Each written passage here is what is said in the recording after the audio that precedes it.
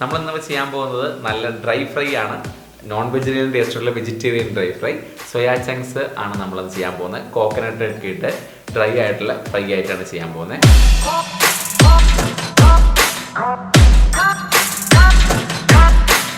അത് തയ്യാറാക്കാനായിട്ട് നമ്മൾ ആദ്യം ഇത് ബോയിൽ ചെയ്യാൻ വെക്കുകയാണ്. ഇപ്പോൾ നമ്മൾ 200 ഗ്രാമോളം സോയാ ചങ്ക്സ് ആണ് എടുത്തിരിക്കുന്നത്. അതിനായിട്ടൊരു 1 ലിറ്റർ വെള്ളം എടുത്തിട്ടുണ്ട്. അതിലേക്ക് ആവശ്യത്തിന് ഉപ്പ്, മുളക് പൊടി, അല്പം മഞ്ഞൾപ്പൊടി.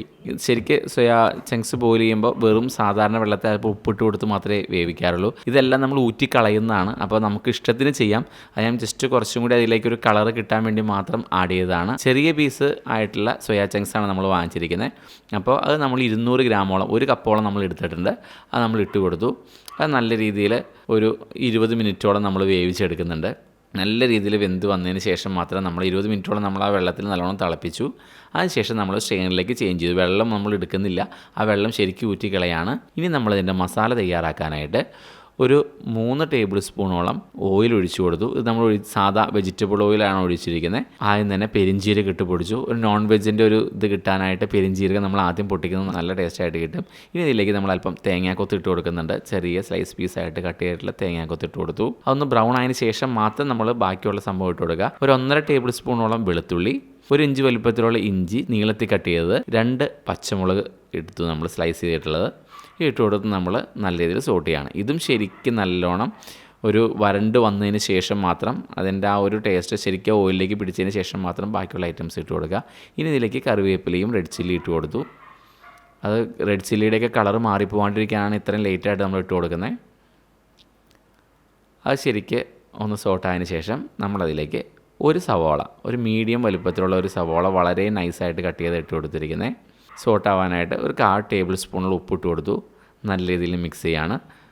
സവോള ശരിക്കും വരണ്ട് ഒരു ബ്രൗൺ കളറായ ഒരു മസാല ഓരോന്നായിട്ട് ഇട്ട് കൊടുക്കാം. 1 ടേബിൾ സ്പൂണോളം മല്ലിപ്പൊടി ഇതിലേക്ക് ഇട്ട് കൊടുക്കാം. സാധാ മുളക് പൊടി 1 ടേബിൾ സ്പൂൺ, കാശ്മീരി മുളക് പൊടി 2 ടേബിൾ സ്പൂൺ, പച്ചമുളക് നമ്മൾ ചേർത്തിട്ടുണ്ട്. സാധാ മുളക് പൊടി 1 ടേബിൾ സ്പൂൺ ചേർത്തിട്ടുണ്ട്. അപ്പോൾ നമുക്ക് ആവശ്യത്തിന് എരിവ് കിട്ടുന്നുണ്ട്.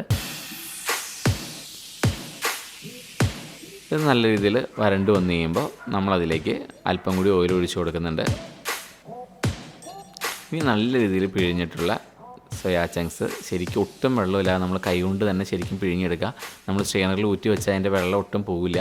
അത് വെള്ളം കുടിച്ച് കുറച്ച് വലുതായിട്ടുണ്ട്. അപ്പോൾ അതുകൊണ്ട് നമ്മൾ ശരിക്കും പിഴിഞ്ഞു കൊടുത്തിട്ട് മാത്രം നമ്മുടെ മസാലയിലേക്ക് ഇട്ട് കൊടുക്കുക.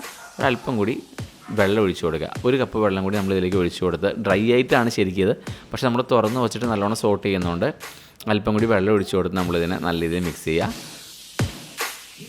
ഒരിത്തിരി നേരം അടച്ച് വെച്ച് കഴിയുമ്പോൾ അതിൻ്റെ ഫുള്ള് മസാല അതിലേക്ക് ഇറങ്ങി കിട്ടും.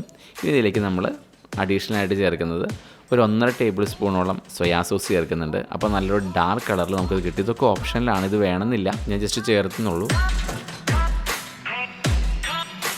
ഇനി ഇതിലേക്ക് ഗരം മസാല, ജീരകത്തിൻ്റെ പൊടി, ഇത് രണ്ടും നമ്മൾ 1/4 ടേബിൾ സ്പൂണോളം ചേർത്ത് കൊടുത്തു. ഗരം മസാലയും ജീരകത്തിൻ്റെ പൊടിയും.